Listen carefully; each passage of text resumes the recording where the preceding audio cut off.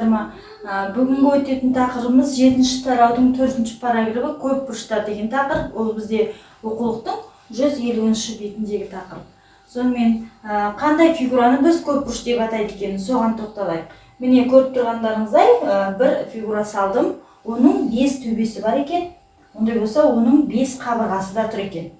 Сонда әрбір мысалы АБ, БС, СД, ДЕ, ЕАлар өзара бір түзудің бойында жатпайтын іргелес қабырғалар. Олардың іргелес қабырға деген сөз орталарында бір ортақ нүктелер бар ғой. Ал іргелес емес қабырғалар да бар. АБ мен Е-ді іргелес емес. Ал немесе АБ мен С-ді іргелес емес. Немесе БС мен Е-ді іргелес емес, БС мен АЕ іргелес емес. Осындай іргелес емес қабырғалардың ортақ нүктелері болмаса, онда бізде осы фигура бізде көп бұрыш деп аталады. Ал мынау тұрған фигура бізде көп бұрыш бола ма, бұрышы көп қой деген сұраққа жауап берейік. Бұл жерде бұл көп бұрыш бола алмайды, себебі іргелес емес, мысалға міне АС және БД. Екі қабырғалар мүлдем бір-біріне іргелес емес, бірақ олар бір нүктеде қиылысып кетті, Е деген нүктеде. Сондықтан біздегі осы фигура бізде көп бұрышқа жатпайды. Ал мынау бірінші тұрған, ол бізде көп бұрыш. Яғни қандай көп бұрыш? А, Б, С, Д, Е деген көп бұрышы. Оның 5 қабырғасы және 5 төбесі бар екен. Ал біз осы көп бұрыштардың периметрін тапқанда не істейміз? Осы көп бұрыштың периметрін табу үшін П тең бәр қабырғалардың ұзындығын қосып шығамыз. АБ қосамыз БС, қосам СД, оған қосам ДЕ-ні, оған қосам ЕА-ны. Яғни барлық қабырғалардың ұзындығын қосып шықсақ, осы көп бұрыштың периметрі шығады екен. Ал тағы да осы кез келген көп бұрыштың мынандай қасиеті бар. Оның көп бұрыштың кез келген қабырғасын созсақ, созу деген, мысалға С-ді қабырғасын созайын. Былай, екіншісін мына жаққа создым былай. Сол кезде осы С-ді қабырғасын созымысына көп бұрыш бөлініп қалған жоқ. Яғни жаңағы түзудің бір жақ жартысында қалып кетті. Бұндай көп бұрыштарды біз дөңес көп бұрыштар дейді екенбіз. Біз мектеп курсында осы дөңес көп бұрыштарды зерттейтін боламыз. Ал онда дөңес емес көп бұрыш деген қандай деген сұрақ туындауы мүмкін. Мынау бізге көп бұрыш емес болғандықтан мынаны өшіріп тастайын. Енді көп бұрыштың түрлі бар болды. Дөңес көп бұрыш және дөңес емес көп бұрыш деген. Ондай болса дөңес емес көп бұрыш қалай болады екен? Бір мысал сызып көрейік. Мысалы, кез келген бір көп бұрыш салайын.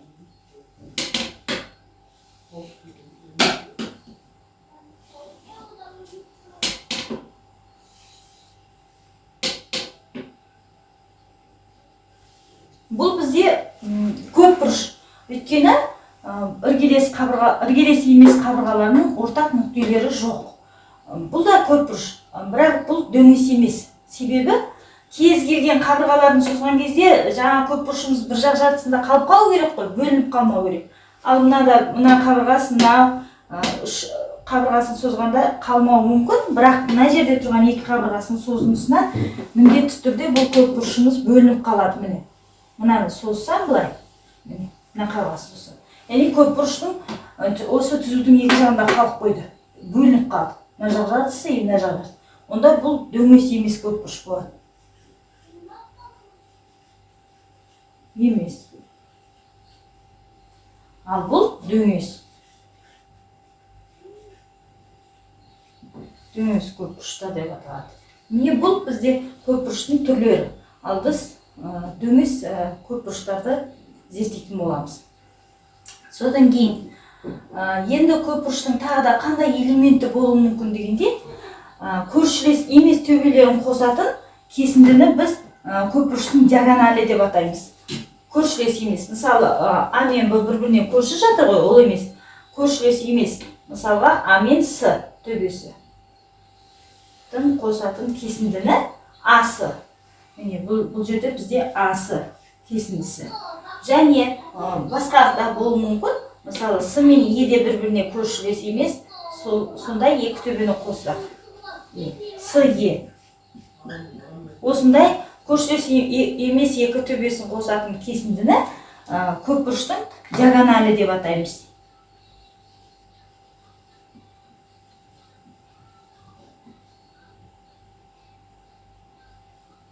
Диагоналі деп атаймыз. Ал бізде көпбұрыштың бір дербес жағдайы бар. Ол бізде төртбұрыш. Біз білеміз, бастауыш сыныптан бері төртбұрыштың түрлерін оқып келе жатырмыз. Шаршы, тік төртбұрыш деген сияқты. Сол төртбұрыштар бізде көпбұрыш бола ма? Олар да көпбұрыш, бірақ ол көпбұрыштың дербес жағдайы.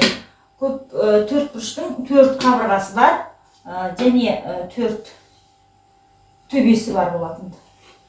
Және ол көпбұрыштың барлық ережелеріне сәйкес келіп тұр. Ол дөңес көпбұрыш болады, себебі кез келген қабырғасын созғанда төртбұрышымыз сол созындының жартысында жатады.